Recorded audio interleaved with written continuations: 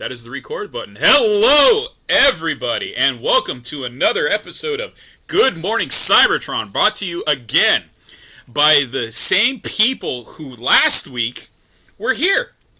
Isn't that amazing? Same people from last week, still here. Yes, sir. It is almost all the same. It is Good Morning Cybertron. It's kind of like WTF at TFW, except only slightly worse. Because we talk the news at you, instead of letting you discover it for yourselves, and we filter it. But also, we just start to just branch out, and we don't talk about Transformers anymore. Yeah.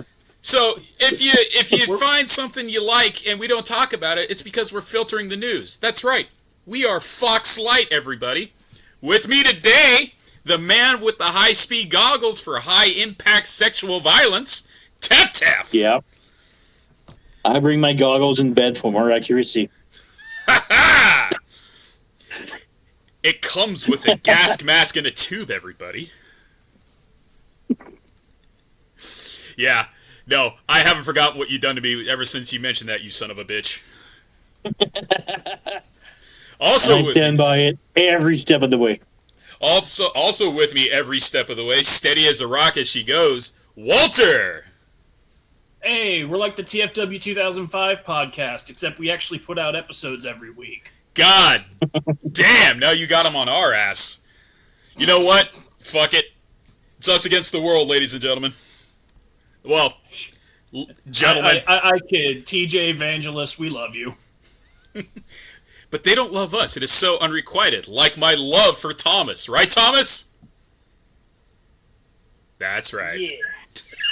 I was expecting he's just going to say something like fuck you or something. I was expecting it's like, I'm not ready to commit, you know? That's what I was expecting him to say.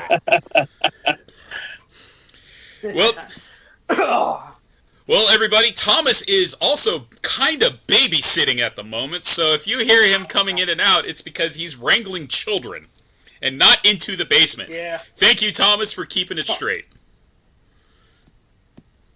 My niece and nephew. What? You heard him. I didn't hurt him. That's the problem. Ladies and gentlemen, we have a lot to get through today, and we are just going to try to whip through it as much as possible, because there's some things out here that are kind of interesting. It's kind of a weird thing that right at the ass end of August, we start to get some more stuff that finally branches out after San Diego Comic-Con and deals with some more toy-related things that, just depending on your flavor of Transformers fandom, you might find interesting. So, why don't we start with what's going on today with Upper Deck deciding that they are going to partner with Hasbro and start to do things with the Hasbro license, including more collector's cards for such things as G.I. Joe, Power Rangers, remember, Hasbro owns them now too, Gem, Mask, and of course Transformers. Now, if you are someone who's into card collecting, such as I, you already know that Transformers have done a huge amount of cards already that they've produced with a number of companies. But this is the first time in a long time. But Upper Deck is the first time. The Upper Deck is the first time. You are correct. And this is one of the weird things. Upper Deck only do sports stuff, and this is their first branching out? Well, this is the thing. This seems to be a full-time gig now, where I do believe Upper Deck will have control of the entire licensing agreement when it comes to cards. So if you wanted to get your autograph cards based on certain voice actors, Upper Deck's the way to go. If you want sketch cards, Upper Deck might do that. Upper Deck does those weird kitschy things that a lot of other brands do. There was a set that came out before, mostly the G1 stuff, that was sketch cards, autograph cards, memorabilia cards. So for someone like me who does love the cards, this is kind of interesting. However, I am kind of pissed because this is also the same fucking company that charges $80 for one pack. So if you're looking for a rare autograph memorabilia card or a serialized card, good luck, guys. You're going to pay more than get old recruit cards, like Soundwave Recruit, but he's in Lamppost. That you're talking dangerous thinking outside the box there. I don't know if you should have that kind of power there, Tef. You're talking way too much sense. But this, I don't collect cards anymore. Now, see, I'm wondering why Hasbro's bothering to partner with Upper Deck when they literally own Wizards of the Coast. Well, and they can just print their own fucking trading cards. That they did. You remember Wizards of the Coast and Transformers have already done a collaboration. There were Magic the Gathering Transformers cards. Yeah, but these aren't even what a dark time that was. They're just like literal like trading cards. They're just analog pictures you keep in your fucking binder. Yeah, and like I said, it's going to be criminally overpriced because they'll probably do, because as you do with Transformers, you do with cards, you have several tiers of purchasing options, which include like your standard run-of-the-mill booster pack, your collector's boxes, your ultra premium, why is this even in a wooden coffin box, and so on and so forth, until you get to the back-breaking $8,000 price point. I've seen some of these collectors online open because they decided to go ham and buy an entire case to open for the clicks. Yeah. Now this, as long as we don't get to the point of having to fight for our cards like Pokemon scalpers. Yeah, no, I don't think Optimus Prime is going to be the next hot thing for Ash Ketchum to use to fight the Elite Four in the Kanto region. I could be wrong, but I don't see it happening. Man. Also, to a point that you were making earlier about this being like one of the first times Upper Deck branches out of just sports cards, they've branched out before. When Yu-Gi-Oh first came out, they were actually handling the Western distribution of it. Upper Deck Yu-Gi-Oh? Oh, for the... it's for me, just say I'm not there. It's Upper Deck. No, he's right. When Yu-Gi-Oh! First came stateside, it's not guaranteed to be the phenomenon it was when it first released, so different companies toyed with the idea of releasing it, doing slight redesigns and all that. So, like, when you watch the anime, and you... Dave fucking regretted it. Oh, man. But yeah, in the very beginning of the game, of the actual, like, trading card game that's still around now, Konami was still manufacturing everything, but Upper Deck was handling distribution in the Western market until around 2007 or 8, I want to say, when Upper Deck basically printed some official counterfeits and got into trouble with Konami and basically breached the contract. See, now, Walter, as a fellow card enthusiast, knows the lore of those ones, which are hefty relics of the Yu-Gi-Oh! Past, because those officially count as the very first North American release of Yu-Gi-Oh! Cards. Yeah. And those, I've seen on eBay. They are quite the sight. Thank you, NeuralViz, for putting that phrase into my vocabulary. But those cards look awful. They look like Papyrus Scroll for some reason. It tries to do basically what it looks like in the manga of Yu-Gi-Oh!, where the cards are very whitewashed, the text and the stats are all in different places, and the monsters, they look all right, but they don't look like what we know today. Now, the very first release... You're talking about the original Bandai cards that never made it out of Japan. Oh, those were Bandai. Yeah. I forgot. No, you're right, I forgot. That's not the same thing.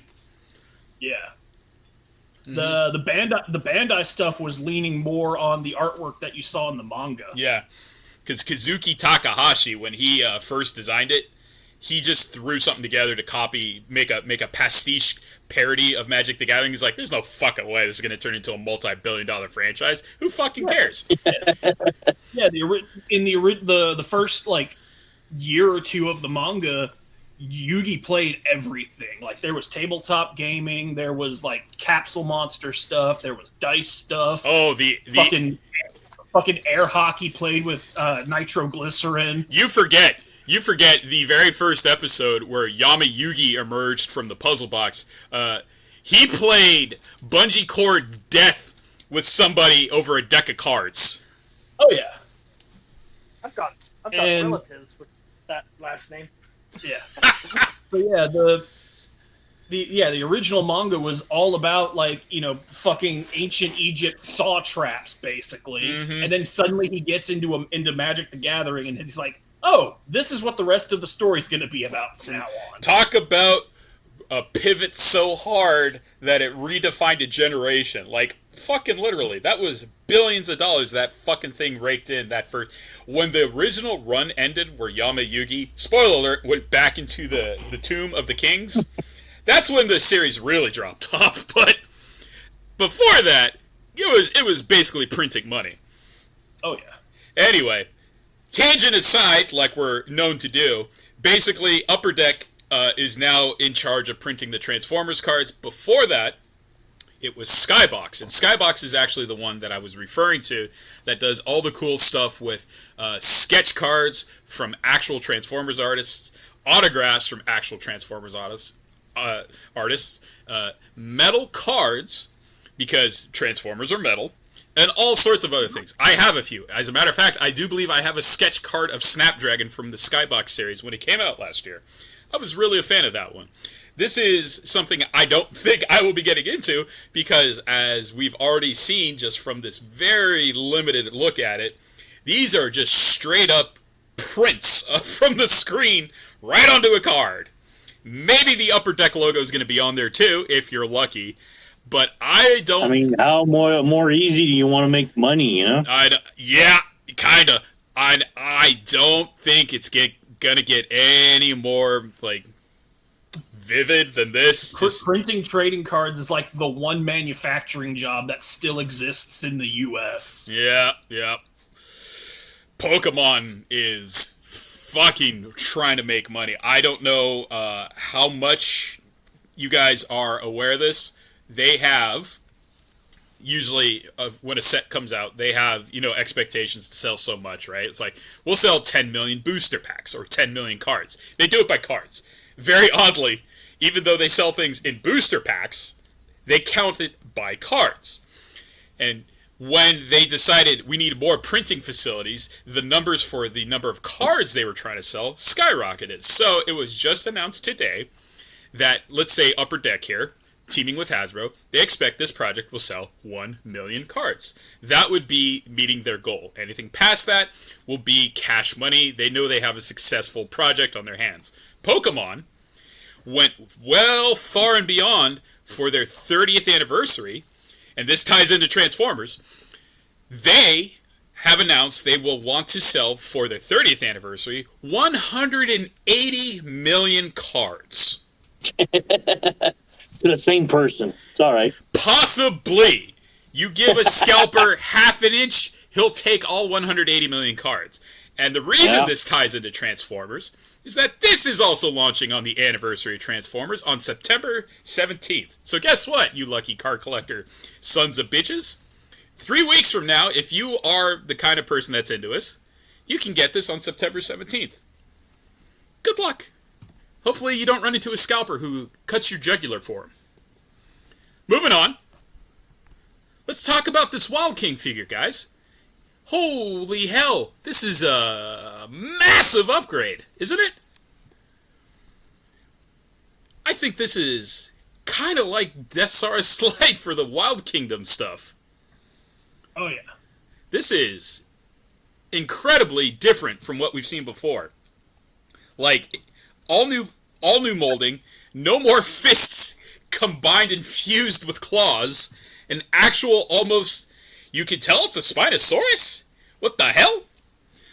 Moving parts, I think better paint apps. I could be mistaken because the Japanese do love to paint their toys, but the paint on this thing looks incredible. And I dare say it is slightly one step removed from being just another Power Rangers copy. What do you say? When I first saw the images, I thought it was a new metal cardboard or something. I was about to It say looked that good. Like, the way these are combining with each other now, with the fucking Centaur mode, I'm definitely getting, like, Metal Cardbot or Brave vibes off of these. Yeah. Oh, Also, the proportions... I'm sorry, but Spino Escudo's Beast Mode here, he's a little too stumpy. He looks like the Spinosaurus equivalent of Jimothy. Jimothy coming soon. Eh.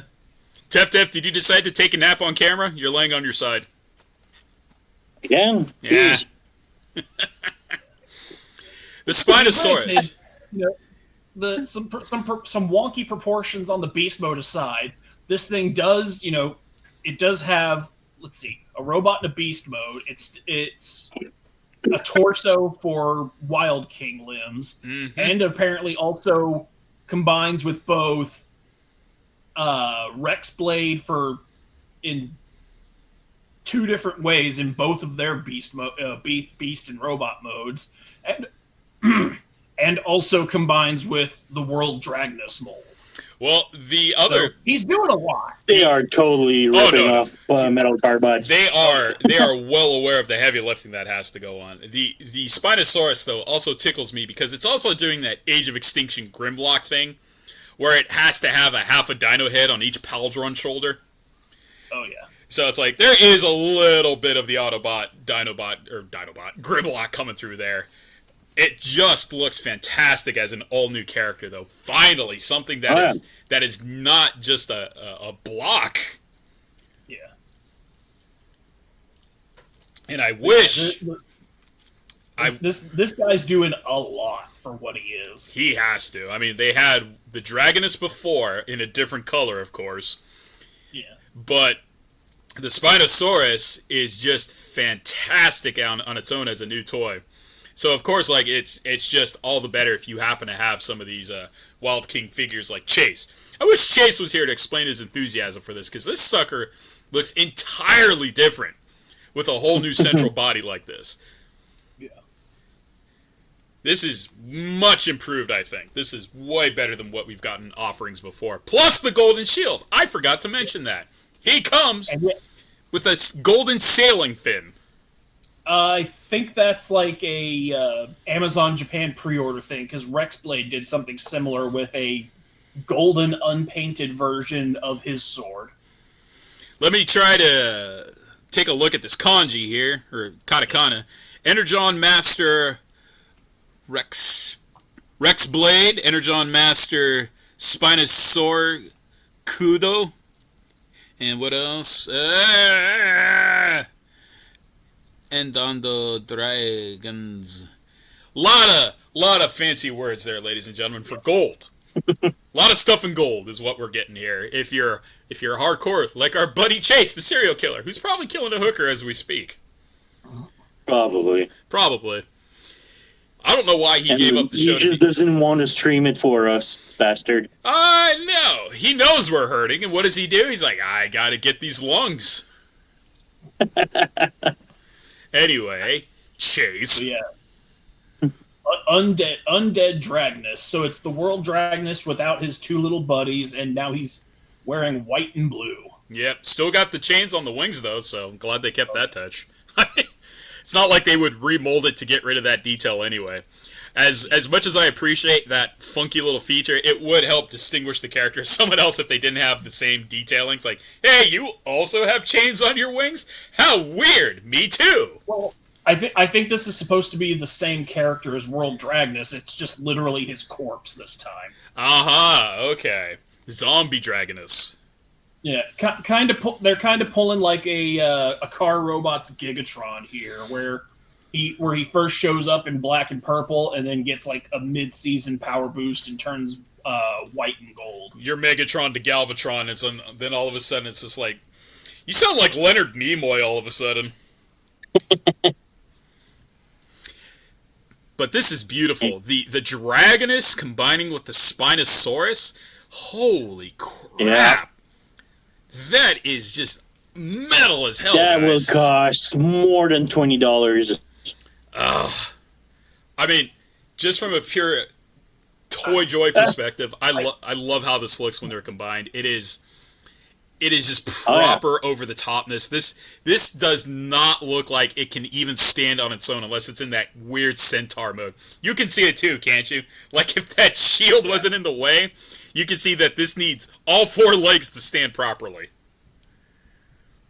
There's probably a pillar in the middle that we don't see also. Like, I hate to be the guy that guy who just says, just because something comes out of Japan makes it better, but Wild King blows Cyberworld out of the fucking water. Oh, no doubt. I mean, they have expectations that if you're going to make a successful product and you're given no limitations, that means you can prove yourself. And that's honestly what it is. It's like Wild Kings is like, we don't give a fuck what you do. It's a spin-off series. Go ham. And what did they do? It's like this weird Leaf thing at first, right? Very Power Rangers-esque, which I'm still concrete assuming to this day was just a leftover product from Power Rangers before it got canceled. And they were like, they're Transformers now. But and the part that gets me is Hasbro Pulse sells literally everything else that Takara puts out. They sell Masterpiece. They sell Missing Link. They sell the fucking RoboSense stuff. They sell all the weird licensed shit that, you know, we get from MDLX and YOLO Park, but they refuse to put this stuff on Pulse. Yeah, and I don't know why. Because they know it'll make Cyberworld look bad. It'll make Cyberworld look like the trash it is. It is trash. Hold on now, we got a pirate ship out of it. You watch your goddamn mouth. Does the pirate ship have elbows?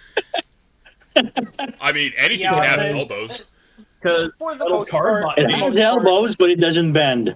yeah, because Carbot made a pirate ship and he's got elbows.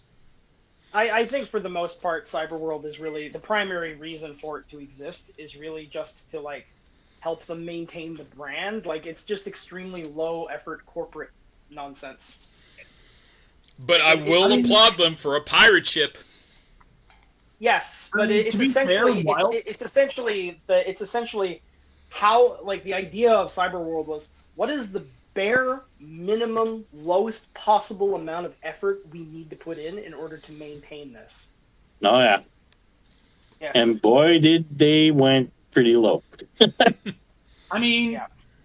Wild King is also sort of low effort to an extent, or at the very least they're limited.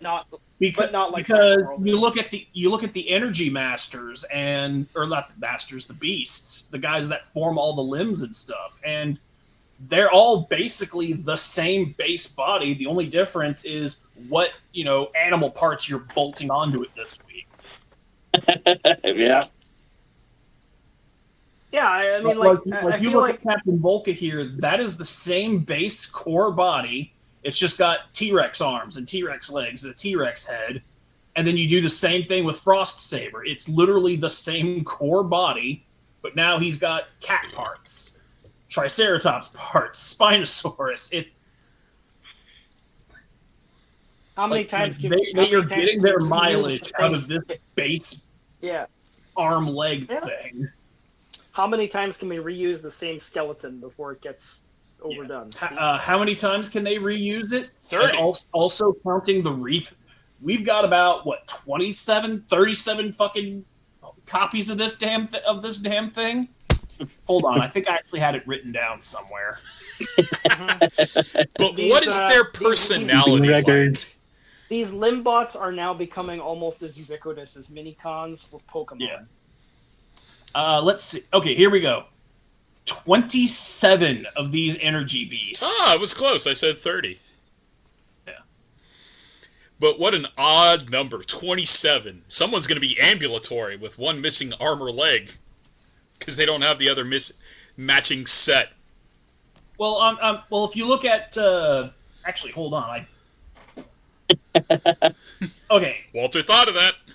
I made a chart. I'm always making charts. Of course. There's a chart. Everybody does. There's a chart, ladies and gentlemen. There's a chart. That's not the chart. There it is. It was the real one, at least. But yeah, like you group these up into like teams of 5 because you got 2 arms, 2 legs, and a guy who forms a set of wings, and you've pretty much got completed teams for everything except for the Nemesis repaints. We're missing like 1 flight pack, and I didn't bother giving wing packs to the 2 Dragonesses here in this chart because they already have their own wings. Give it time, Walter. As a matter of fact, you might want to edit your chart and just put like a shadowy figure with a question mark over it right now. Because we know what's happening. I'm counting I'm counting World Dragonesses 2 Dragon Soldiers as 2 separate things because there's 2 of them packed in with him. Uh-huh. So that's the intended play pattern. Good thinking. Cannon fodder. This went deeper than I thought. So, moving the fuck on. Let's talk about the new Studio Series Energon Universe Optimus Prime that has the Megatron gunslinging arm. And that Don't we already had that like a couple of times before? But now it's in hand. And they're still charging $80 for it. Like it's a full commander class. I didn't say it was a good full thing. commander class. Hey, Robert Kirkman's got to get paid. Does he? Does he not have enough money from fucking Walking Dead and Invincible? Oh no, man! He needs a new plane, man. New jet. I mean, he's got to fund something because he's not doing comics anymore. He's a full-on producer of animated adaptions now, I guess, for Skyboom Studios or Image Comics. I forgot he's in charge of Image now. Yeah. Oh yeah. Yeah. So it's got a new arm, guys. Yay! I cannot content my station. Or talk. And I will admit I do kind of like how they've done the box so that he's doing the let's go on the offensive pose. See, that's the thing I'm most curious about. I wanted to see in truck mode, what does this look like, and what do we get? Just roof mounted DACA. Yeah, because it's like, hey, you know what? It's another Optimus. That's fine. I mean, you can still angle it straight up to basically be an oversized smokestack. Yeah.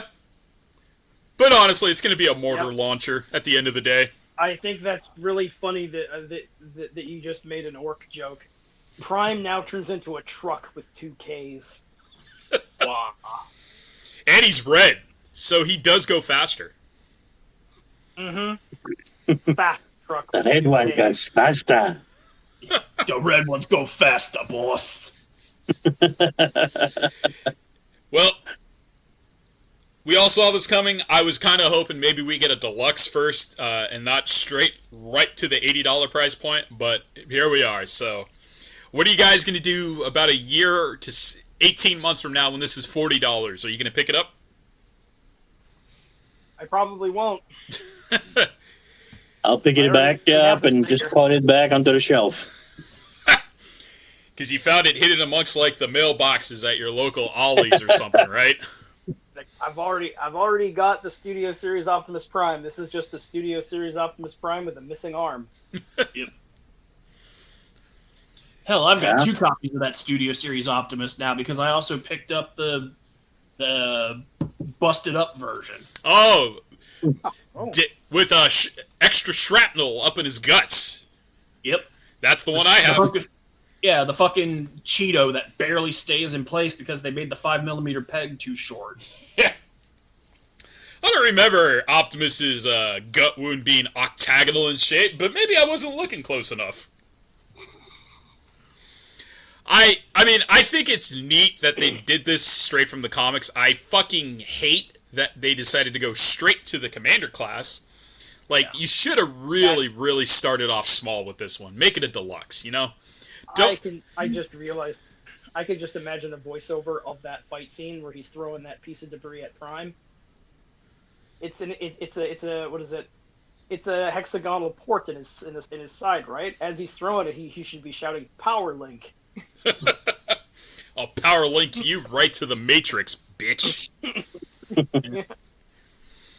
Anyway, it's a cash grab. We know what the fuck this is. No.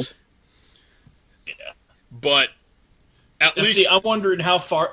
We know they're making shred heads. Uh-huh. We know that they're making shred head from this line. I'm just waiting to see if we get the Skywarp mashed up into Teletran 1. Oh. Mainframe again. We know they can gate. We know that they can gate off the mainframe that came with the Titan Arc because fucking Takara did it for their dramatic capture series. So just take that, make a new torso, and head for it. That looks like Skywarp. Spoiler alert: they won't make it. No. They like making and printing money, but pleasing fans, that's another thing. I mean, that and they've already fixed Skywarp, so he doesn't even look like that in the comics anymore. Yeah. I'm also waiting for the, like, that's another thing that's kind of bugging me. Like, for the last, 4 to 5 months, there's been a variant cover that teases Thundercracker combining with the aerial bots, and that still hasn't happened in the actual story yet. Probably because they want the licensing to match the release date. That's the only thing I can think of. This is this is a nice piece of fiction that Kirkman did. Yeah. When I first saw this, I wasn't really expecting this to be a toy, much less the $80 Commander price point of a toy. Because in the comics, if you guys ever remember seeing this scene, again, spoilers for the Skyboom series, Optimus gets the arm, and in the background, just to represent you got the touch, you got the power, Kirkman literally wrote into the script, I want, you know what the song is, in the background as Optimus is running. Yeah. So, that was pretty funny, and I swear to God, if that had been included, this definitely would have been worth the $80 to me. Just for the fact that you get a comic book sound effects of a panel representing Optimus running, saying, you know what the song is, in the background. I think what would have made this actually worth the $80 price point would be if the arm was swappable, so that he still had a regular Prime arm that you could swap out with the Megatron arm. Go for broke and make this a full-on Energon universe Optimus, not just the one from the one story arc. Yeah. Do the swappable arm and also give him a deer to stomp. But then the figure would have cost $50 more. Yeah. Yeah, and it would have only been available on Pulse because it was $50 more. Yeah. So, because I'm sorry, but I do not see $80 worth. They've shown us already that when you separate this Optimus from the trailer, you get a leader class toy. That's what the Target exclusive was. So. Hello? Yeah. Yeah? Good talk. Uh-oh, guys. Upper Deck got Walter. Yeah. Walter, you there, buddy? Yeah, all right, moving on. Okay, there you go. Your audio cut. We missed about the last 10 seconds of what you said there. Or did we? Well, guys, while we're waiting for Walt to return, I guess the consensus is none of us are spending our birthday money to get this. I'm not even spending stolen money on this. Yeah, I it's cool, but it's cool in the way that some kind of BotCon exclusive is cool. It's oh, that's neat. I'm never buying it though. Yeah, I will wait for this to be downsized eventually. They probably think this is such a hot idea. They'll re-release it as something else, maybe there'll be a future release as it. There's Walter. How you doing, Walter? We lost you there. Goddamn fucking Xfinity. Goddamn it. Why would we even fucking pay for this internet if you're gonna keep cutting out like this? The government, man. They're trying to silence you. Fucking bitch-ass monopoly. Is the Xfinity bill due on the 26th of the month every time? No, we paid our fucking bill this month. Anyway, That's the part that's got me so pissed off. I was saying we missed about the last 10 seconds of what you said there before you got cut off. Do you remember what you said? Not really. Okay. Okay. Well, I'll just say if Hasbro thinks this is such a hot idea and they can't get enough of it, I'll wait for this to get downsized into deluxe class. I'll spring for deluxe class. Undersized KO? Yeah, no, it's got to be deep clearance because this fucking knockoff of an idea has already been done in Chinatown. Way too much. Okay, yeah. Now I remember what the part of the rant. Oh, okay, go ahead. You ran the scenario again? Yeah, because Hasbro's already shown us that when they remove the trailer from this toy, you get a leader class toy. That's what the More Than Meets the Eye collection Optimus is. this body, but without the trailer. So that's a leader class toy. How the fuck is this $80 then when you remove the trailer and just swap out the Megatron arm? Because the arm is doing literally the heavy lifting. But It's an arm with a huge cannon. Mm-hmm. Yeah. That transforms All the into plastic a from the trailer is compacted into a cannon. Does this figure have the Optimus Prime rifle? Yeah. Yes, he's got the rifle, he's got the Megatron arm, and the Megatron gun. Good news. He doesn't have Wheels. the trailer. He doesn't have roller. He doesn't have the axe. But good He doesn't news, have Thomas. combat drone. He doesn't even have any of the blast effects. Thomas, So he's Optimus with 2 guns. Thomas, good news. He comes with a Matrix. Oh, good. Or for everyone's Matrix bowl. He comes with hopes and prayers. Yeah. I think there are. I think there are enough. movies out I'm there suddenly that reminded can of the fucking Infinity Stones scene from Loki season 1. Oh yes. Oh, we yes. just use these as paperweights now. Yeah, it's getting to that point. Yep. Put these all on a popcorn necklace string. It's like another one for the collection. I am moving the fuck on from this. Good. Transformers Cyberworld, Energon Surge, High Seas Heroes Optimus Prime, and Mirage, and Deep Sea Explorer Soundwave found at US retail. Now, I have found Soundwave at my local retailers already at my Walmart. He's $40. I'm gonna wait The tentacle Soundwave? for Tentacle Hentai Soundwave. I, of course, am gonna wait for that to drop in price. However, like I was I saying, paid premium prices for it, and not worth it. No. I do like the idea that they are milking the pirate ship mold, and now Optimus is a pirate ship. Thank Yeah. Thank That thing is Blackbeard. easier to find than the Scourge one. I have And yet the to see Scourge it. one came out a month ago. And he still has the skull and crossbones inside his tits and not a matrix. Much But he improved doesn't have already. the Trihorn. Yeah. So No, fuck him. He's not a real pirate. He's got a bihorn, though. Those antenna count as horns. Trihorn. Hey, you know what? An Optimus with a skull and crossbones in his chest instead of a Matrix, and you're complaining? Fuck you, Tef Tef. Man, I've got elbows. I got my Scourge with the skull and bones, and he's perfect. Well, he's missing elbows, but Yeah. I I'm telling you, man, D&A Designs or whoever else makes upgrade kits for this kind of thing. man, the upgrade missing kits out for by just having Cyberworld going to replacement cost a lot. They need elbows, they need fillers, they need done shit, and the filler is going to be huge. It's going to be replacing the whole limbs. I am so on board for this. No Matrix, pirate ship Optimus. Come on. He's flying the Jolly Roger in his goddamn chest. This is already much improved over the $80 I got Megatron's arm Optimus. He's even got the And sail also going. Mirage is here, looking suspiciously like Riptide. Very much. Huh. Suspiciously correct. Now, have you noticed, like, okay, yeah, he looks like Riptide, but, like, he comes with a small blue companion. It's almost like he's filling a roller niche? A little The bit, big- yeah. For the Boat bigger roller. Boat ship? roller. Yeah, it's like boat roller, yeah. Thomas, I know if Not boats are roller, a it's sensitive floater. I know if boats are a sensitive What? subject for you right now, so we won't talk about it too much. Boats? Yeah. I just think this is It's not really roller, cool. it's floater. Floater, sorry. Yeah.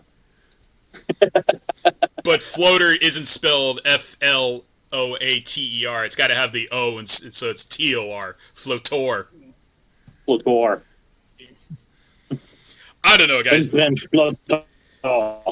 To milk the pun, this really floats my boat. I like the idea of battleship frigate pirate Optimus with a fucking Jolly Roger in his chest. Come on.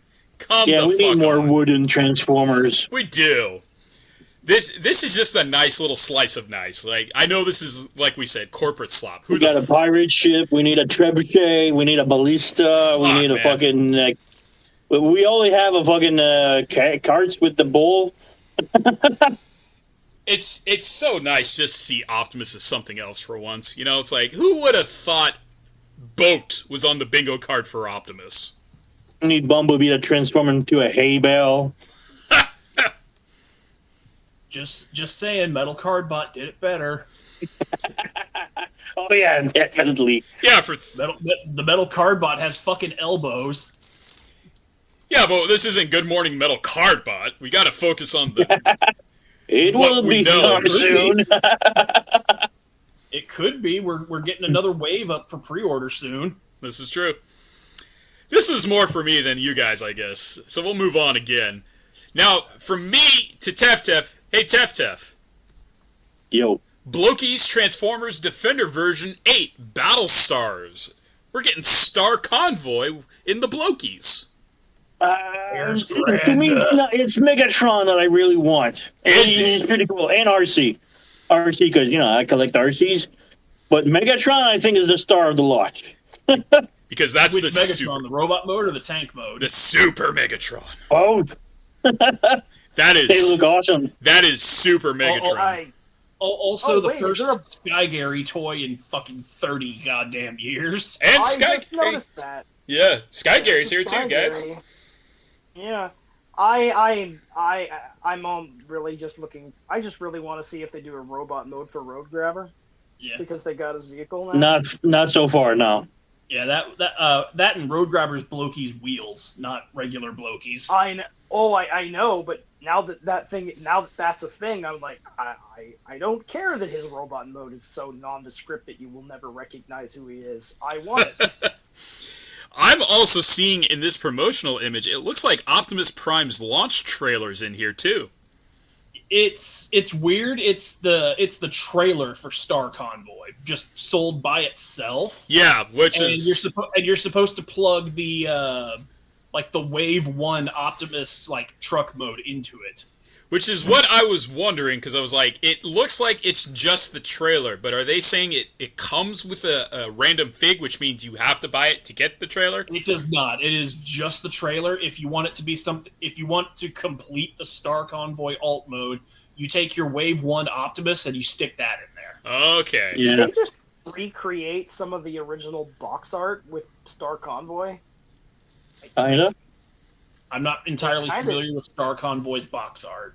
I think they did, yes. Oh, this also seems to be a show note for Thomas. Look what he says he's found there. Little connection Easter egg. Damn. He doesn't want to admit it, but he's into Blokies. He's in denial. Loki denial. I'm into very, very specific things in G1 that, for some reason, are now appearing in Blokies. Just weird. Yeah. The Super Megatron, though, is incredibly good looking as a robot.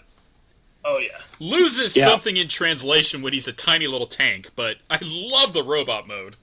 Yeah, that's what I was saying. Do you think we're going to see a Gilthor in this now? Oh, God. They pulled out Super Megatron and Road Grabber. Of course Gilthor's going to be in here. See, that's the thing, is that would require either Hasbro or Blow to talk to Kodansha and possibly throw some money at them. Because since Gilthor was a manga-exclusive character who didn't have a toy, due to the way the licensing works on that, he's technically owned by the media company that published him. So that would be Kodansha now. So I got a question about Kodansha then. I wonder, I know that Hasbro and Takara aren't really bothered by third-party release stuff and also 3D printed stuff. I wonder how Kodansha feels about it. Probably don't even know they have it. Well, I mean, remember That how might be the issue, actually. It's like, wait a minute, because I have a Gilthor model and I haven't put it out yet. Man, I don't know, honestly. If you're looking for a serious answer, I'm just daydreaming of the day Blokies puts out Underbase and Blue Bacchus. Oh, yes. And then, of course, the Windblade promo shot here also has our teaser for the Volcanicus combination. Okay. Because they are putting out Beast Mode Dinobots, and if they put out alternate modes of a character, means the combiner's happening. Oh, okay. I thought it was supposed to be like a teaser for Metroplex because she's a city speaker. Yeah, no. Look at the shape of the head. That's Volcanicus. I just glazed over it. I thought it was like, oh, that's Metroplex because she's a city speaker. Okay, that makes more sense. Yeah, look, the shape of the head. That's Volcanicus. We've had a couple of Dinobots in previous waves already. We're getting beast mode in this wave. They're totally prepping the area for Volcanicus. All right. And Windblade doesn't look too bad either, but no, for me it's that Super Megatron. Like, that looks great. I have that toy somewhere, so I don't know where my Super Megatron is. Do you gents own that Super Megatron that came out the other year? Yep. I missed it. God, great fig. All right, well, that was fun. Let's move on to the Target exclusive Big Figs 30-inch Optimus Prime. I used to own 30-inch versions of Christian Bale's The Dark Knight Batman. So, this surprisingly is cheaper than a Commander figure, guys. And you could swap it out probably for a Megatron arm, which would be much closer to the Commander class. Somebody's going to print the 3D arm for it. Yeah, now... So this really can't do anything, right? It's just a giant immobile thing. No, it's like a Super 7 figure. Yeah. I don't even know if there's elbows. Yeah, actually, Super 7 has more articulation because this thing has nothing else to use. I do enjoy that they literally just the head, the shoulders, and elbows. I don't even think the head can rotate. I think it does, but can't remember correctly. I do love this more for the fact that this, if it had the optional Megatron arm, this would be much closer to the Commander class figure. This is much better. I love these oversized figs for some reason. I don't know what it is. The Batman I had an actual like cape that wasn't plastic molding. It was fun for a while. I sold it. Don't need it anymore. But this guy, when they came out, I got these at Costco for $20 a pop. I don't know what Target's going to charge for these. Probably way fucking more. Probably closer to Commander class. $34.99. You know what? Not bad. Highly customizable, too. You can get your Toxitrons, your Ultra Magni, Delta Magni, Nemesis, your Nemi. Expect to see these on Target shelves for the next 7 years instead of like actual shit you want to buy like Commander or Titan class toys. These are too big for the shelf, Walter. These are going to definitely end up in the gardening section.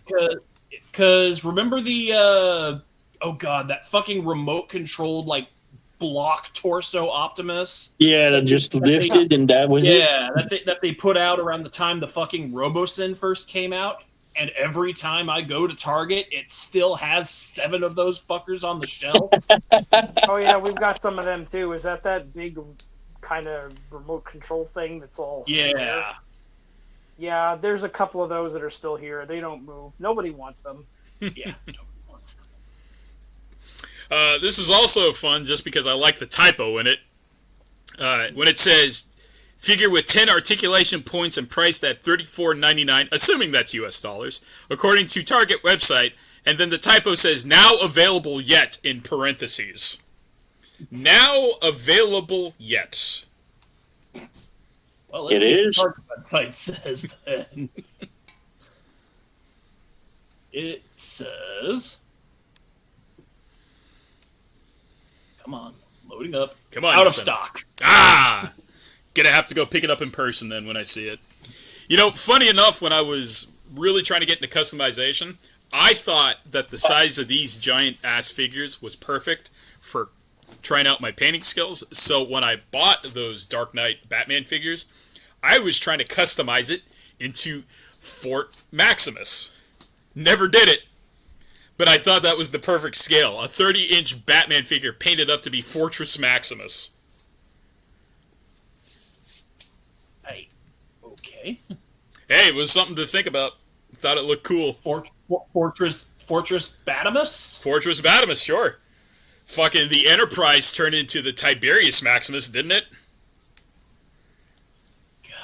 still pisses me off that never got a toy. Yes. You're gonna set up a whole ass like 4 to 6 issue miniseries crossing over Star Trek and Transformers, and not make toys out of it when you were doing same company. Same complaint with I have the same complaint with the Terminator crossover too. And it's all Paramount, too. It's all under the same corporate umbrella. Paramount owns Star Trek. Paramount owns the rights to Transformers. Couldn't you have actually, like, made, like, a Constitution-class Enterprise robot body and then just given it a Titans Returns Headmaster socket somewhere? Somewhere. Like, that wouldn't have been an impossible task. See, this is why I wanted to customize, because it's like, there's no fucking way they're going to turn Batman into Fortress Maximus unless I do it myself like Thanos. You could imagine a little model Constitution class Enterprise that's about the size of, say, what is it? Like the Siege 8-Face or Snapdragon, about that size. Yeah. Yeah. Old William Shatner Constitution class, not Chris Pine Constitution class from the Kelvin timeline. Yeah, that's what I mean. And then, just put a Titans Returns Headmaster socket somewhere on top of the saucer or somewhere. Not bad. Seems like it'd be easy. Well, if you like your oversized figures like I do, this is for you. I might just try to cut this motherfucker's arm off and stick a Megatron limb on there I make. We'll see what happens. Moving on. If you guys are well aware that Shatterglass Starscream was a Hasbro Pulse exclusive for the longest time, and before that, a BotCon exclusive that you had no hope of getting, good news! Generation Shattered Starglass Starscream is getting reissued, so you can finally get your hands on the heroic version of Starscream. Gentlemen, is this for you? I've got the first run, but I'm going to take the wait-and-see approach to see if this one yellows like that version did. Couldn't they just pick a different color that doesn't look like it's Jetfire? That's the whole point of it, Tef. It's supposed to look like Jetfire. That's what's bugging me with this one.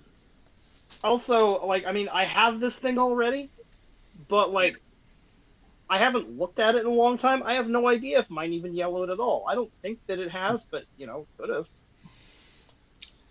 Is it possible, Walter, where you live, toys just yellow faster because you're that much closer to the sun in Texas? Probably, yes. Because probably some environmental thing that causes it. Actually, yeah. This is actually documented. Like, people in colder climates don't get the yellowing as bad as people who are, closer to the equator like I am.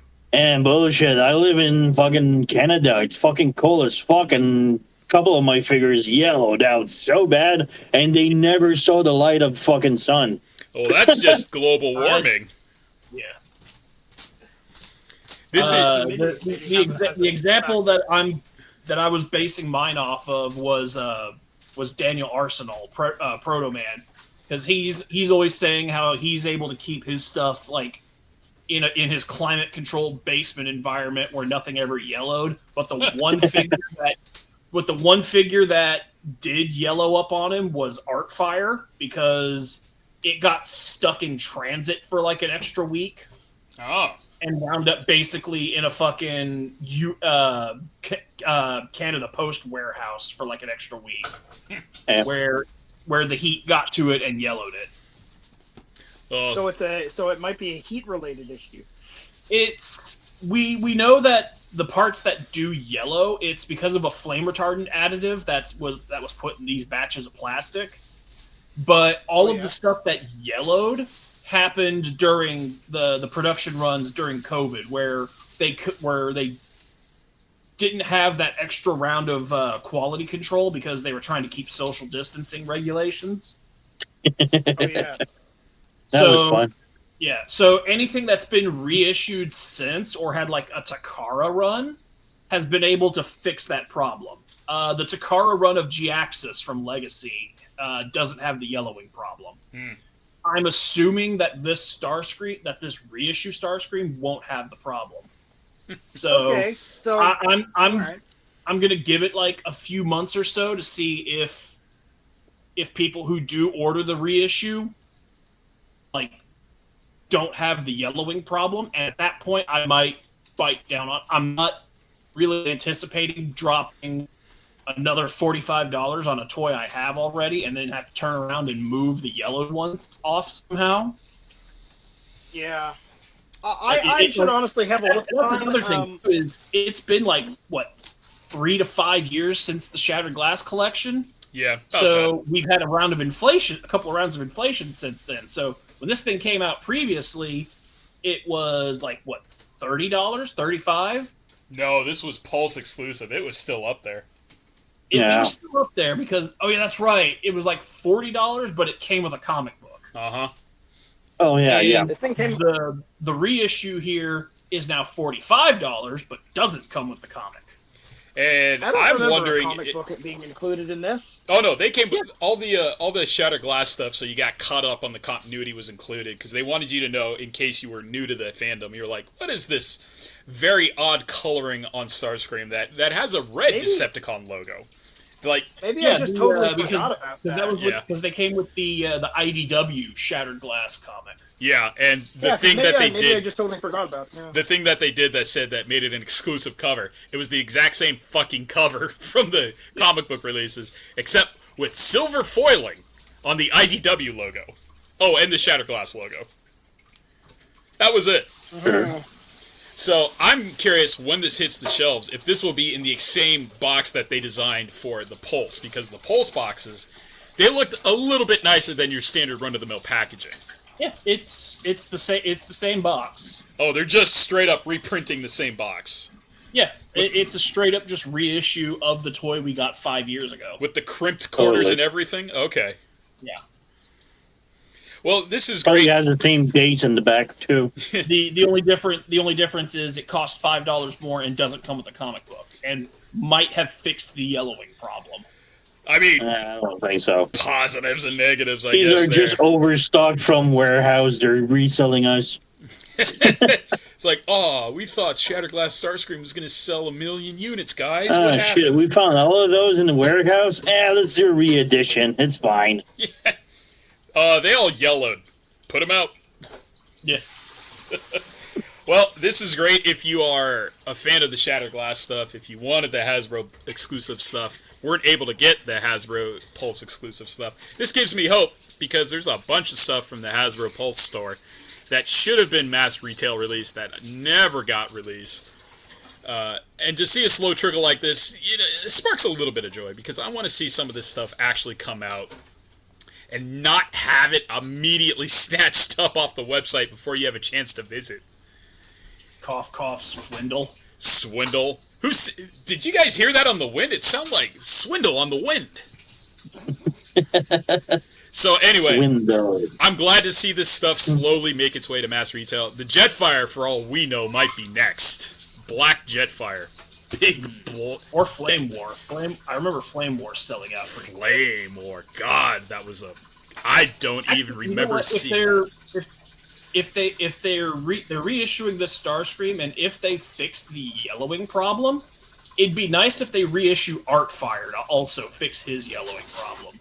I'm starting to assume they're starting to do a slow rollout of the Pulse website. Now, that might just mean this could be the death knell of the Pulse website, from what I'm assuming, because they're like, this website ain't really doing it, guys.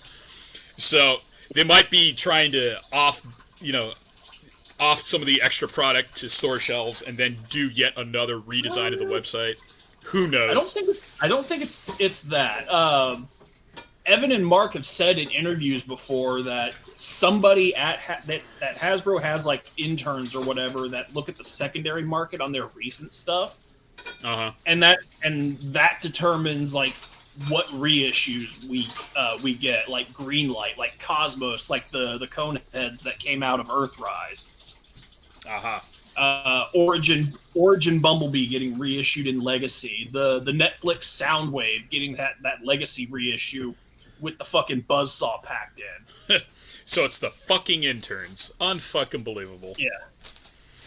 Walter, this one's for they've you. got like they've got someone in the office who tracks the aftermarket stuff and listens to people bitching and complaining, and then they're like, okay, if we have a break in the factory production this week, we can make another run of that, and we can get that scalper money instead of, the aftermarket. It's weird. Instead of paying the interns, they could have just listened to us for $25. Yeah. I mean, probably what the intern is doing is just listening to people like us bitching about it. You motherfuckers taking our jobs. Evan's our best friend. Back off. And to whatever Hasbro intern is, listening to us bitching about this, fucking put Wild King on Hasbro Pulse. Don't say you don't have the power to do so. Walter said you have the power. Walter knows all. Yeah. And speaking of Walter, I pulled this one up exclusively for you. The new Legends Earthspark Cosmos and Soundwave web manga is out. The good shit. We are there. We have arrived at the good shit. Now this is the huge motherfucker version of Cosmos that's voiced by Weird Al. But they didn't translate it yet? Jeez. It's okay. Take in the vibes. Just the vibes are enough. Feel them. We have Soundwave and Cosmos bonding over a mutual love of music. Uh-huh. Cosmos because he's voiced by Weird Al. Soundwave because he's fucking Soundwave. And, we're channeling a little bit of that IDW1 Jupiter Station, Soundwave and Cosmos relationship going. Also, Soundwave's Frank Welker. You can't tell me there wasn't a time in that man's life where he had a long hair, a lute, and just like some grass on hand. Let's see. We got some Earthspark stuff happening. There's a Wheeljack. There's a Tarantulas. There's a bunch of Cosmoses for some weird-ass fucking reason. They all got different heads. Now, it's that version of Wheeljack that I fucking loathe. It's mouth with the Lemmy Motorhead going on. I don't like that version of Wheeljack specifically. Let's see. Do you prefer the one from the movie? They're fighting Unicron and some sweet. Scourge has the Matrix, and he's starting to melt again. Sure. Which makes me wonder if Takara's gonna do like some weird New Legend shit and give us a melty Scourge. Oh, God, that'd be weird, but also really cool. Here's a melted figure. Fuck you. This one's waterlogged. Double fuck you. Yeah. Star Convoy's here to beat the shit out of Scourge and take the Matrix back. And then there's a space bridge. Unicron's angry. Megatron's there. There's Hot Rod, I think. And then they show up in the regular G1 universe, and the Fallen and Delta Magnus. And on these last pages typically serve as a teaser for whatever the next release is. And this Delta Magnus is looking a lot like the Studio Series 86 mold, and not the missing Link toy that he was in previous comics. Oh, you think it's just because he's in a different universe they did that, or are they hinting at something? I think they're probably hinting at a New Legends Delta Magnus. God, Delta Magnus, what a fucking name. And also some weird headmaster based on RC's prototype colors. Yeah, let's see. Because that is the Minerva headmaster mold. God, we do need a new Minerva. Siren and Minerva. So awesome! This is cool seeing one of these new chapters come out finally. Just because it's like, what are they going to do this week that is completely nonsensical and also at the same time something we demand as a product? So yeah, the teaser's probably for a Delta Magnus with an extra headmaster buddy. I'm looking at this and I want Melty Scourge. Now, I'm curious what they're doing with all these different versions of Cosmos heads. Is Cosmos heads in our future? Oh god, 1 million fucking Cosmos variants. Yeah, let's see, we got the red head, we got the brown head, we got the purple head, we got the pink head, we got the blue head. I think we can just accomplish this with sticker sheets. We don't need a full-on production run of Cosmoses like this. Just wrap some fucking stickers around his head. Yeah, and like I said, my limited Japanese, from what I can see of this panel, there's no explanation as far as I can translate why there's so many Cosmi. It's just Wheeljack calling them the Cosmos Brigade. So he just says, this is normal. This is very normal having this many. You don't need an explanation. I'm assuming this has to do a lot with that G1 episode of Wheeljack building Dinobots. So that's the explanation. It's like, hey, Wheeljack built the Dinobots that one time. You remember that? What if he did that for Cosmos? And he built the Cosmos Brigade. So I can't help but see what in this comic book they seem to be implying that Cosmos is just Autobot Scourge. I mean, sweet. Except fat. Very fat. Yeah. I mean, this. One thing I'm noticing about the Cosmoses here is when they're all in robot mode, the actual Cosmos he's not wearing the chest plate. He's got his titties out. Yeah. But all of the false Cosmoses still have the chest plate. Oh, of course, because they got to be more G1 accurate. Yeah. I think they're supposed to be like hologram decoys, if I had to hazard a guess. I'm assuming from like I said, my very rough, limited translation of what I'm seeing here, it looks like Wheeljack built a brigade of Cosmos clones. That's still cool. Yeah. So they're really tying it into that fact that Wheeljack one time built the Dinobots, and he's like, well, he still has that ability to spark life into random things. He's just going to do it with Cosmos this one time. Because they appear to be very real. And he's given some very technical explanation. I was like, this is how they were built. I decided to make copies of you. And then off panel you hear Cosmos go, what? He can't even understand why he would do that. Still, a real fun ride because holy fuck, this is insanity. It's got everything in it again. Where's the kitchen sink, guys? I don't see the kitchen sink. That's the only thing missing.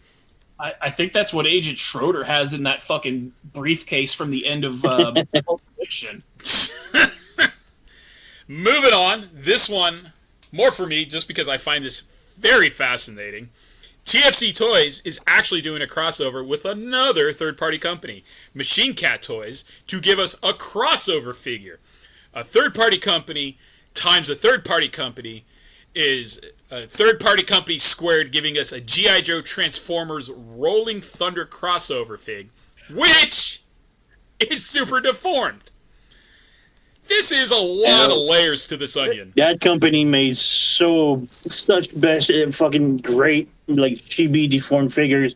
I own them all so far. They all are fucking great, and I'm gonna get that one too. So that's for sure. Yeah, this caught my eye just for the insanity of the level of cooperation going into it. You have TFC Toys. Transform? Yes. Yeah. Yes, it does. This is TFC. It's not transforming. This is TFC Toys. Very good. That's a very good vehicle mode. Yeah, these are the guys that did the one of the very first third-party Devastators, TFC Toys, right? Yeah, I know. I've got her. Yeah, and they cross over Hercules with Machine Cat to produce. I mean, it's only natural. You guys cross over. What are you going to do when you cross over? You build a crossover. So they make the Rolling Thunder from G.I. Joe. Yeah, because Machine Cat's known for these these chibi figures, and TFC are the ones who did the Rolling Thunder previously. Mm-hmm.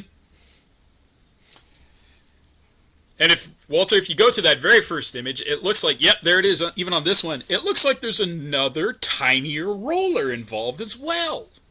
Yep. Except they don't do shit halfway, man. No.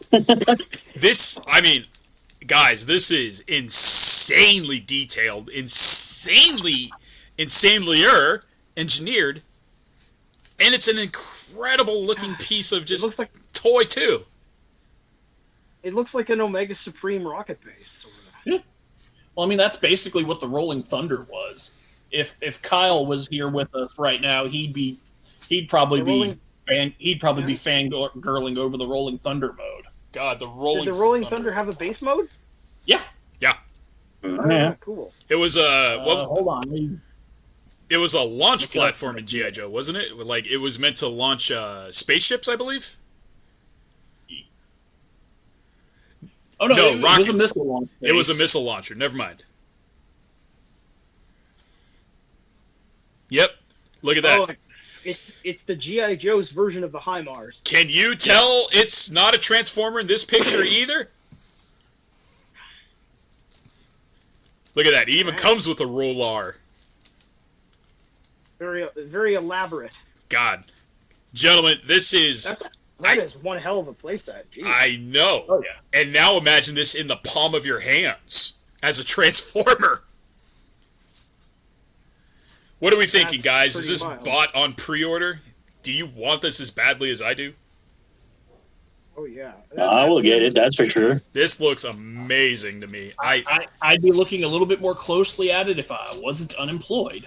Yeah, I don't know what it is about this, but the headline grabbed me instantly. It's like, I've never seen two third-party companies cross over before. What are they up to? I did. I've seen Dr. Wu with Mecha Fans toys. Oh yeah, that's right, because they teamed up to make that Sandstorm, didn't they? Yeah. Oh, okay. They teamed up several times to make Sandstorm. The RC one, I think. There's a bunch. I mean, I it's think not the whole community is pretty tight. I mean, it's not as cool as this Rolling Thunder. Oh, no, sure. That's, yeah. Excuse me, Ruling Tender. Yeah. Tender. Tender. Yeah, 2 E's, so you got an E. Oh, and you got to really elongate those O's because it's not 2 L's. 3 O's. It's 3 O's. Ruling. Tender. Yeah. Really got to strangle that E. Yeah. It sounds like you're trying to do some kind of offensive accent with it, like ruling Tinder. Sounds like one of those attacks that the Power Rangers shout. Yeah. God, I love. Go. I can't get enough of how badass this guy looks combined up. Like, the robot mode for ruling is fine, but it becomes almost perfection when it is all combined up with its base mode. What's up, my ruling Tinder? Walter, I think I'm going to make that my show title. Hooray, racism. You know what we are. I do. Scrolling Tinder. The only thing I will say I don't like is the eyes. I don't care much for the glowing eyes. I don't want to have to add batteries to this. That's about it. They all have that, though. I know, Yeah, but I mean, They all have that the glowing eyes gimmick. All of them. I mean, you could just opt not to put batteries in it and just have. which I won't. But it's kind of a sad thing because I love the idea that this thing is so well engineered. But there's no sound chip for any sort of like awesome sound effects. The voice pack backpack needs to be reincorporated back into Transformers so we can have blast sound effects again. Okay, Yeah, if you need a sound box that badly, just go on eBay and find yourself like a little 20-year-old fucking iPod. Load up some sound clips on that and just duct tape it to his back. Hell, Those 20 years old iPods are worth a lot of money today. hell no, I Walter. tried. Hell no. I need an Asian man giving me his all as he screams, "Ruling Tender!" As trying to sound like a badass military robot. This makes Overgear look like chump change, guys. This is so much better. I fucking love this. That is pretty much the end of the show notes on my end. Walter, you said you found some other things that we should talk about, yes? I think I found a few more TFW headlines that we can like quickly shoot through. Hit me with it. Let's go. First off, we got a Funko Pop Megatron, but gold. Gold. Like the golden Ruger? It's a Funko Pop. No one cares. Moving on. Funko Pop, anybody? Anybody? Yeah. No? Crickets? We got some more blokies. This time it's champion class. So I think these are like the fully like action figure sized ones. I'm not up to speed on my Yeah. I'm not really up to speed on my blokies nomenclature. So we're doing Bumblebee Movie Optimus and Bumblebee Movie Bumblebee. Now these, unfortunately, you cannot fan mode into vehicles. Am I correct? That is correct. But hey, Bumblebee comes with a boombox. All right. Yeah. I guess that's worth the $30.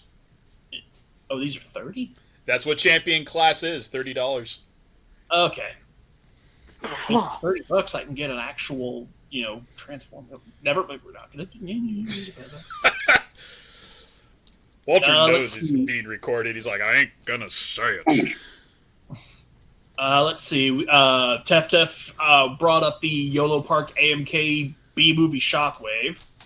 Oh yeah.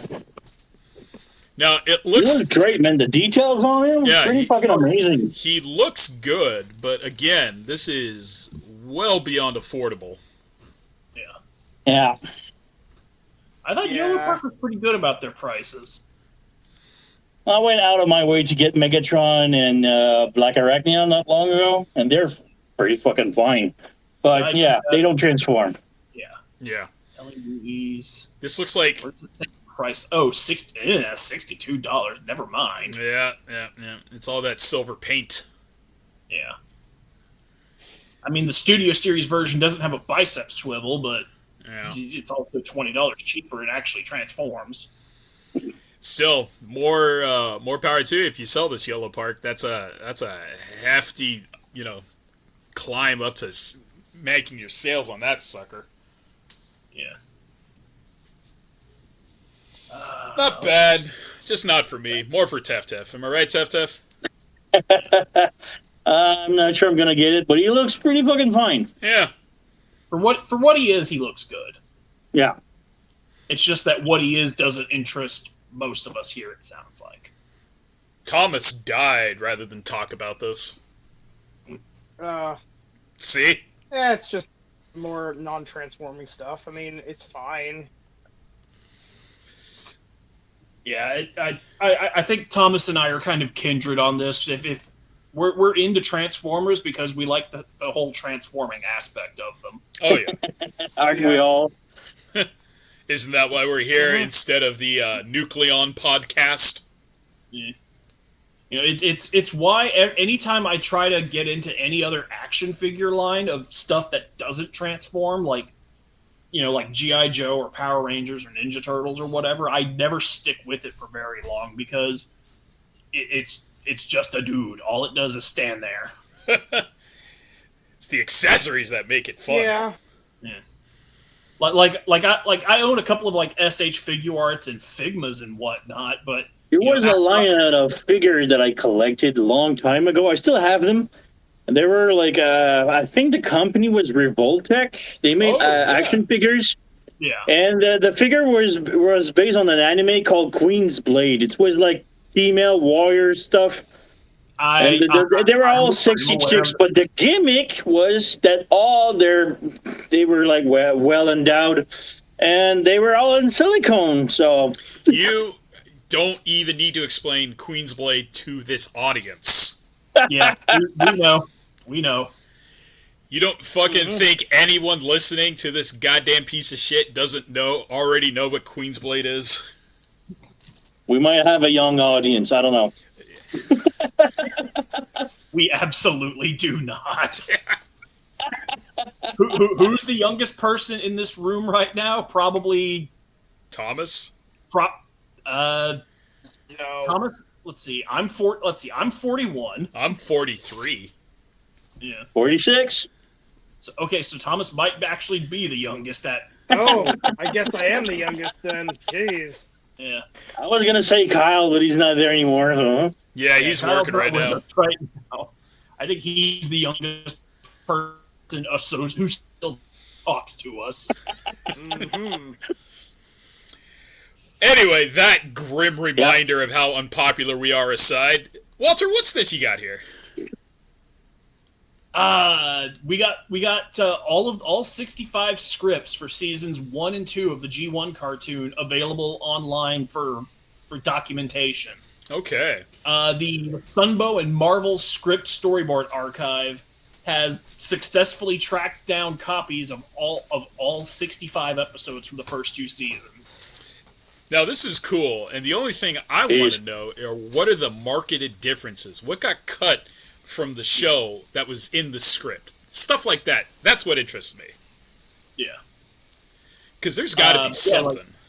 The writer, Ron Friedman's been, selling prints of the scripts on his eBay page for a while now, and now they've got the full season, the full first 2 seasons. That's great. The same person bought them all and put it publicly? Either the same person or the same group? Yeah. Now, speaking of baked-in racism, what do you think the on-page description of Carbombya says? I mean, it probably says the exact same thing the sign from the fucking episode says. 500 people, 10,000 camels. And a note handwritten by Casey Kasem saying, "Fuck you guys, I quit." Basically, yeah. And Cliff Jumper was never seen again. Yeah. In single piece. Democratic Republic of Carbombya. Yeah. Well, guys, we lost Shaggy to a racist depiction of Saudi Arabia. Again. I think it was actually more supposed to. I actually think that it was supposed to be some sort of parody of Libya. Actually, Muammar Gaddafi. Carbombya city population 4,000 people, 10,000 camels. I think. And it's in English. This wasn't even a one-off joke. Carbombya appeared in let's see, 5 Faces of Darkness Part 1, Thief in the Night. Okay, it appeared in 2 episodes. My bad. I thought it was in more episodes. Oh my god, it made it into an e-hobby comic? I did not know that.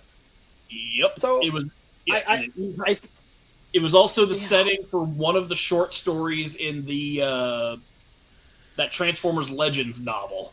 Oh my god. My impression is that it was supposed to be some kind of North African state like Libya or Algeria or something. I mean, I was shocked that Michael Bay, for his entire run of movies, never once worked in Carbombya, because he's like, I'm a Jew and I hate the Palestinians. And in Shattered Glass, Carbombya was a pacifist state. Holy shit! Was it? What a twist! What a fucking alternate Earth, man. It's giant robots? Nah. There's more lore about a fictional state named after terrorists. Do you remember how their leader, the King of Kings or whatever, whenever he would get mad, he would accuse people of fanaticism, but he would go nuts as he says the word fanaticism. He'd sound like he's going extreme. Supreme Military Commander, President of Life, and King of Kings of the Socialist Democratic Federated Republic of Carbombya. This motherfucker looks like he should have That sounds like a cool title to have. But he would be he'd scream something like, "I will not tolerate fanaticism." He looks like he should have fought Cobra Commander. He looks like he should have fought Cobra Commander for the control of Cobra, right? He would have said, I want your terrorist organization, and I want it based in my state. Cobra should have been based out of Carbombya. I can't remember. His flag behind him, that's sitting behind him, it's green with a crescent moon. There is a flag like that. Which one is Islam. it? I can't remember. Is that the official symbol of the religion? I can't remember. No, it is adjacent. It is not quite the same. But if you know your vexology a little bit, Islam, I believe, is the Sanskrit with a scimitar. And Islam, the religion, is represented by a crescent moon in there with a green field on it. Yeah, I'm familiar with all of that stuff. I just seem to remember that there might have been, there might be a country that has a flag like that. I know that the crescent moon places figures a lot in their iconography all over the Islamic world, quite a lot. I just can't remember which country has a flag that like that. Okay, yeah, the notes section of our King of Kings here says his portrayal of the stereotypical evil Arab, yada yada yada, loosely based on Muammar Gaddafi, leader of Libya. That's what I thought. Yeah. Exactly. See, I thought it was Libya. And his grandiose collection of titles seems to be based on Idi Amin. Right. Yep. Okay. So he is a pastiche of everybody in the 80s who was just a real douchebag in the Middle East. Well, you know what? I actually feel like that's a justifiable parody. Nobody liked Gaddafi. No. Which makes me think, did Casey Kasem vote Republican in the 80s? Probably not. I doubt it, but I wouldn't honestly see why anyone would be offended by that, because everyone knew that Gaddafi was a maniac. Oh no, that's definitely what the adults see when they watch the cartoon. Casey Kasem goes, "Hey, this country you made up kind of sounds like a fucking thing that you stereotype all kind of Middle East people to do," and they're like, anyway. I think Kasem's main beef was that there weren't any positive stereotypes also in the show. Oh. like you can have your fascist madman here, but maybe also show some nice brown people while you're at it. Yeah, I get that. Wasn't at one point I can't remember when exactly, but wasn't at one point Lebanon quite an advanced country, and it was fairly peaceful for a long time? I get what Walter's saying, but at the same time, like when Chumley, the evil British hunter, was in the show, I didn't see any British people going, "Tup, tup, tup, tup, tup." I'm so fucking mad. Yeah. I mean, pretty much any country's going to fall shit once you let the cabal of religious wackos take over. Yes, I'm sure I remember this, but their capital, which was what the hell is it called now? I actually know it. It's on the tip of my tongue. But their capital was called Paris of the East. Oh yeah. You look at the photos of Iran from the 70s, and it was a modern place. Yeah, it was a modern place. People women had rights. They weren't forced to wear the fucking carpet. No, they didn't have to dress like ninjas. Yeah. Japan, when the Fire Nation attacked. Getting canceled. Yeah. I don't know, guys. I still think Abdul Fakadi makes a great Cobra Commander villain. Yeah. That was fun. Let's move on. Walter, anything else? I think he looks like a Venom. Yeah, I think that's it. We might need to cut this depending on how we go. I ain't editing anything. This stays in. We need ratings, damn it. So I'm gonna say, Walter, good job there. Thanks for covering all that extra stuff. Now we're gonna stay on you. Do you have a looky what I found? I don't really, so I'm just going to qualify all those extra news topics as looky. Not a problem, then. That is actually well and good with me. Hey, Thomas, your turn. Do you have a looky what I found?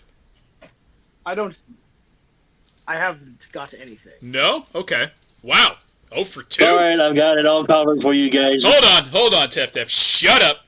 Hey, Tef Tef, do you have a looky what I found? I got 3 to compensate for the other ones in mine, so... All right. Yeah? Wait for your cue, damn it! This is how you run a show! Sent in the chat, the first one. I get you. I sent in the chat. I've sent a couple of screenshots. It's made by QQT Studio. They are pondering which upgrade kit they should make for Brutus coming here with the series, the Age of the Prime. So they have several ideas, and they're all putting it there. So we have that one with the Jeeps and the tank not like deformed and bigger heads at the change of the chest shield with articulated hands and feet. And then we have another one that is like liberation kits with the legs not transforming but like different stuff. They have pretty good ideas. It's pretty cool. Okay, so it's like fake Combaticons that you plug into the Bruticus frame. Some, yes. It's like it liberates, so you still have the combiner, but you still have like the figures on the side liberated, and you can just pose them with it. But not all of them. Some of them use the actual mold, so that's yeah. I see the yellow frame here bolted in around Swindle. Yeah, So it makes bigger, longer legs. Does this mean that you could kind of replicate the scene in G1 where we have all 6 Constructicons standing next to each other? Onslaught, Blastoff, Vortex, Swindle, Brawl, and Bruticus all together at the same time. Exactly. So yeah, it's still pretty cool. Nice. I like it. There's that there's another third-party company doing it, like the Green Giant guys. They did something with that too, where I believe they had an Optimus that was like Toxitron colored that was meant to do just this exact thing, fill out the gaps in their combiner more. Another lucky what I found that I have got is the Mechanical Skull Studio. They're making blast effect flames for Rodimus and the Shattered Glass Rodimus. I'm not a fan of the blast effect usually, but those ones, holy crap, man. Oh, that's an interesting color mix. Huh, wow. It's fucking beautiful. That is nice. That really... For both the Shattered Glass and the normal one? Yeah. Jeez. That really, really all depends on how you light the figure, though. It doesn't look good just clipped on, I bet. Oh, yeah, the lighting. So... to create this kind of effect in a single molded piece of plastic, holy shit! It seems to me that it would require a very particular way to inject it. I don't know how they did it. I just like they did multiple injection points. Oh yeah. You need multiple injection points and multiple colors of plastic, all kind of going into the mold at the same time somehow. Yeah. Man, I very much appreciate the bisexual fire effects. Oh yeah. Rod on fire. Badass. Yeah. God, the fact that they even did the eyes, I like that. They did the eyes too. Oh yeah, there's fire coming out of face too. It's just like wow, crazy stupid. Yeah, I'm just gonna say I think the chest effect doesn't look as good from far away. Kind of looks like a furry vest. Hairy chest. Yeah. All right, lastly, we have Blokey's competitor. It's called Doliler. They're making a Night Wrecker, which is a Devastator. Blokey, kinda, sort of. It looks pretty cute. I'm going to try to get my hands on it, but I haven't found it anywhere. Okay, hold on. You remember last week we showed those graffiti artist renditions of the Constructicons? This kind of looks like them. Yeah, but this one is articulated, so. Yeah. I found those graffiti-looking ones. They sell for like $40 a pop. So. Ooh, no thank you. Yeah. No. I was about to buy the Devastator one, and then I saw the price and the shipping, like, no. Yeah, good call. Save your ducats. Yeah. Save your ducats for Night Wrecker. Night Wrecker. I'll tell you guys, he's no ruling teender. Oh, yeah, sure, but, you know. Yeah, but he's good looking. All right, nice. Now I am going to show you mine. And this one is made from Tinkercad, and because we haven't done a bunch of stuff with, like, the show in a while where we've seen anything 3D produced in a while. Just well, yeah, Scott is not there anymore, so I know. So we gotta honor his memory. We gotta do something with it. I found this version of an updated Shockwave head. Oh crap! Yeah, that could be cool. I wanted that, especially with the creepy look. Woo! Now you print this into your bedroom window, and yeah. That's I don't know how I feel about that. You know what? Halloween's right around the corner, guys. Maybe it's the perfect time. I like the first comment in the Reddit. This is like what if Shockwave had the personality of Tarantulas? What I love is that it might be the face that gets all the attention. However, did you notice Shockwave has 2 hands now? Yeah. The part that I'm kind of fixating on is the teeth on the sides of his head. Yeah. And the tongue. Yeah. Like the whole head is opening at a weird, unnatural angle, and there's teeth where there should not be teeth. This is exactly what I imagine is going on in Tarantulas' head. This is just that's just leftover stuff like that. You probably need some counseling. I mean, this is just honestly what the leftover like bioorganic parts from like when he was a GoBot are, right? You know, because that's what the comics established. GoBots are nothing more than the precursors to Transformers. That's honestly the leftover bioorganic matter of Shockwave. No. Thomas says no. So you know what, Thomas? You're in the hot seat now. Any reinforcements from Cybertron? I found that Hot Wheels GT Scorcher figure. I actually found El Segundo too, but I've decided to hold off on buying that until later. Okay. So I got the GT Scorcher. Haven't taken it out yet. It looks pretty good though. All right. Walter, what about you, buddy? I got nothing this week. Oof. Tough going. Teff. Let's start with this one. We have the Studio Series Transformer 1 Soundwave. Okay. Oh.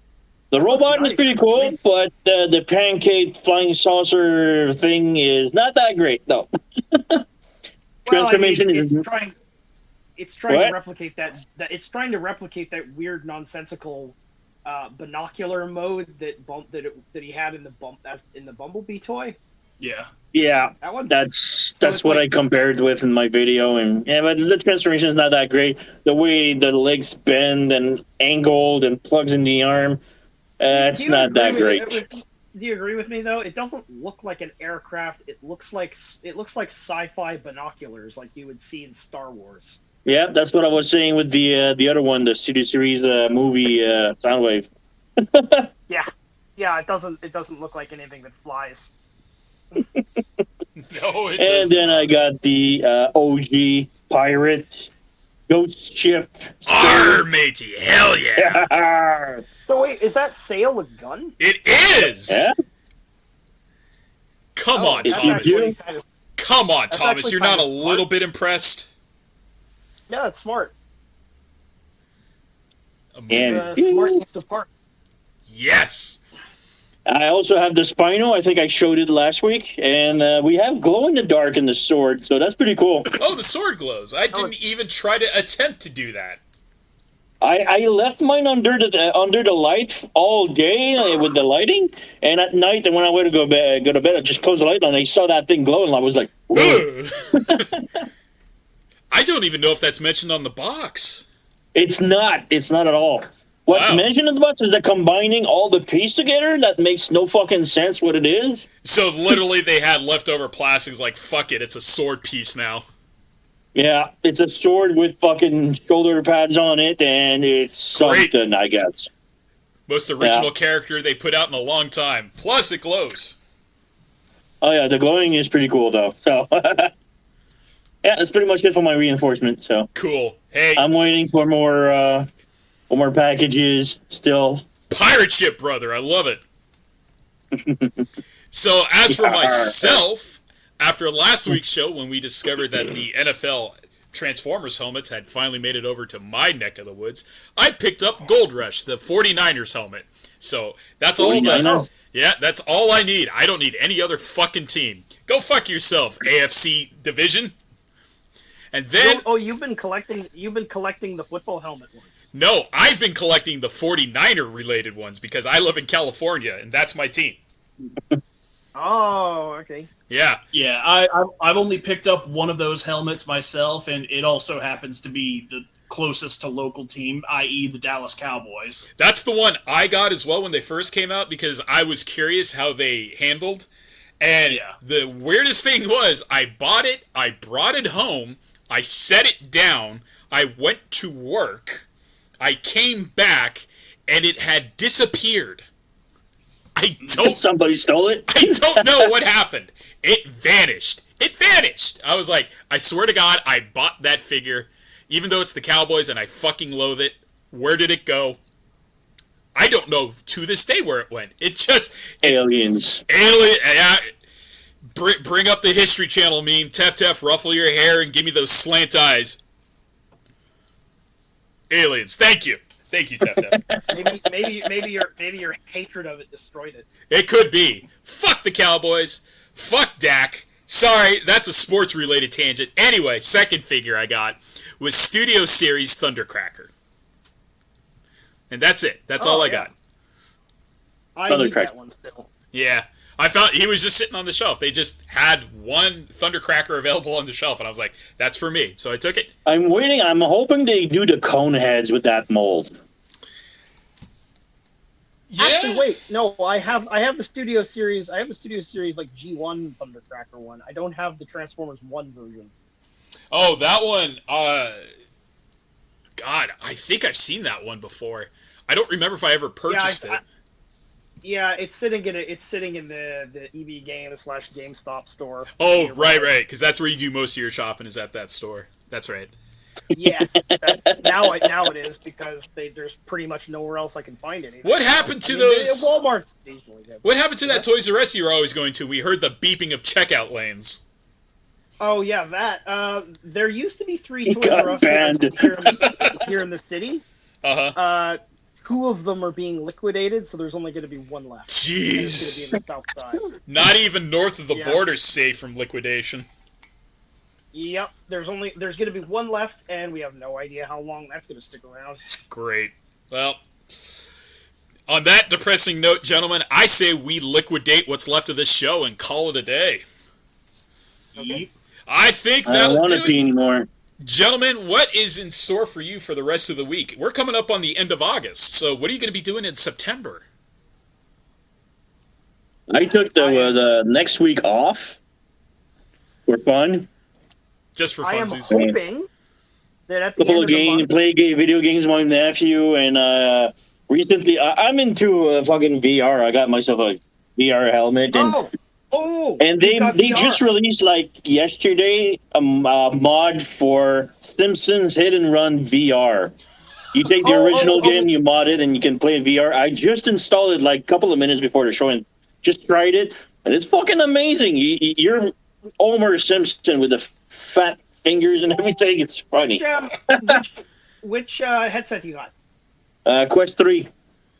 Oh dang! I have a Quest 2, and I'm thinking about getting a Quest 3. I'm having more fun with the mods and all the side community. Metroid Prime is amazing in VR. I have to tell you, if you've got that, by any chance, do you have No Man's Sky for Steam?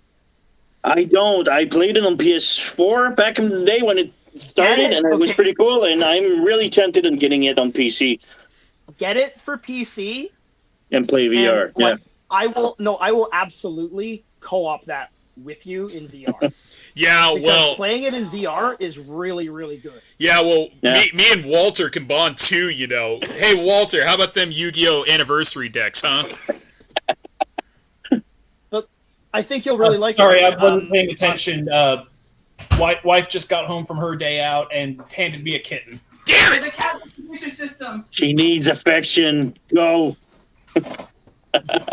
Well, little the cat distribution system found Walter. His name is McNugget.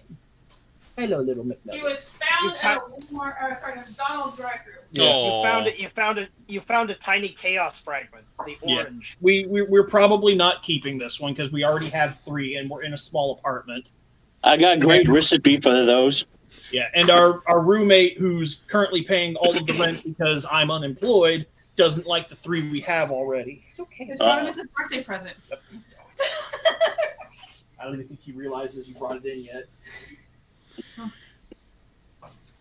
We probably need to quarantine this little Oh, one. I'm going to. I gotta give it a bath. Yeah, because you might have fleas. I gotta give him a bath first. Okay. I got Or to. cat AIDS. Small peek into Alright. Walter's home life as a cat adoption center. Go ahead. Okay. Well, Walter, they're bonding over VR. We can bond over Yu-Gi-Oh. You getting any of those Yu-Gi-Oh cards? Again, still unemployed. Damn it! Did you steal Oh, he's anything hiding under the beard. beside a cat? Yeah. Tried to sneak out a fucking deck of cards. Found a cat underneath on the way home. I was like, how the hell did that happen? Well, if you do get that cat adopted, Walter, if you're taking care of the cat, make sure you give him to a nice home and you let them know his name is Roolin Tender. Sound cover. All right, I'm gonna go ahead and bail out early to deal with this. Yeah, this show's already a train wreck. We should probably end it here, guys. All right, see you next week. Have a good night, everybody. Peace out. Say good night. Calling. Later. Honey. Good night. Good night.